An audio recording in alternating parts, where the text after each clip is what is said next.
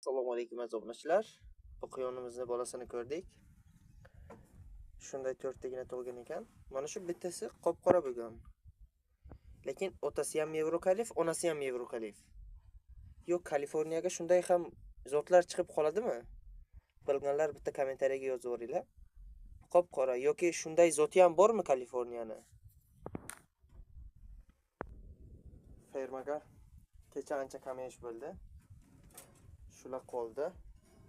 Keyin mana bu yerdagi bitta hikol, bu yerdagi hikol, bu yerdagi srakach bilan va gavannani sotib yubordik. 4tasi sotilib ketdi. Hozirgi sotuvda bitta Summit Kaliforniya bor, 6 oylik. Keyin bu yana bitta 4,5 oylik Kaliforniyacha bor. Bu ham Summit. Ishlashi zo'r. O'sha bosadi. Bu ham ishlashi yomon emas.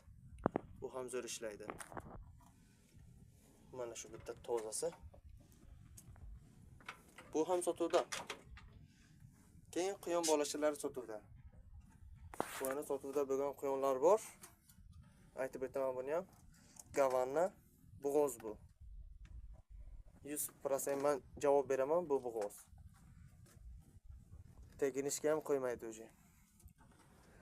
Bu quyonni bugun qo'shirtirdim hikol bilan. Hikol olib kelib qo'shirtirdim. Egasiga o'yna berib yubordim. Qo'shtirishga kerak edi.